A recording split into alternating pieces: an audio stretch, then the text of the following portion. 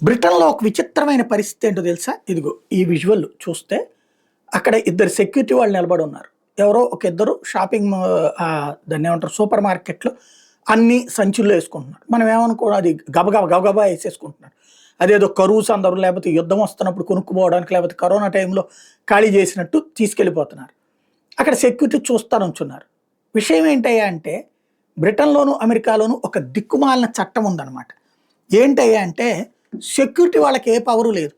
అక్కడ ఆళ్ళు దొంగతనం చేస్తున్నా, కొట్టి పట్టుకుపోతున్నా, లేకపోతే గనక సామాన్లు లాక్కుపోతున్నా, ఈవెన్ షాపు ఓనర్ అయినా సరే ఈళ్ళు డబ్బులు ఇవ్వకుండా లాక్కెళ్ళిపోతుంటే పోలీసులకు కంప్లెయింట్ చేయాలి తప్పించి వీళ్ళని ఆపడానికి వీల్లేదు.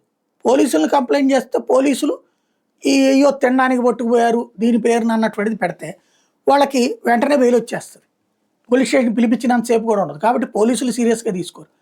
పర్యవసానం వ్యాపారాలు నష్టపోతున్నాయి. అలాగని సెక్యూరిటీ వాళ్ళు ఎందుకు పట్టుకోరు? ఎందుకు కట్టేసి కొట్టకూడదు? లేకపోతే ఎందుకు అరెస్ట్ చేయకూడదంటే, అట్లా ఎవరన్నా సెక్యూరిటీ పట్టుకుంటే, సెక్యూరిటీ మా పట్ల మిస్‌బిహేవ్ చేశారని వాళ్ళు గనక పోలీస్ కంప్లెయింట్ ఇస్తే, పోలీసులు ఈ సెక్యూరిటీని అరెస్ట్ చేస్తారు.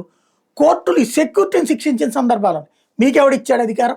పోలీసులు చేయాలి గదని. అంటే వాడు అక్కడి నుంచి గల్లా పెట్టి లాక్కుపోతున్నా, లేకపోతే షాపులో సరుకులు లాక్కుపోతూ దౌర్జన్యంగా ఎత్తుకుపోతున్నా సరే వాడి దయ్యాదాక్షిణ్యం మీద మనం ఉండాలన్నమాట.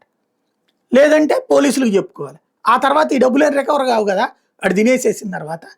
అసలు సమస్య అక్కడ ఎదురవుతోంది. అది ఇప్పుడు బ్రిటన్, అమెరికాల్లో ఇబ్బందవుతుంది. బ్రిటన్‌లో ఎక్కువైపోయింది ఈ వ్యవహారాలు.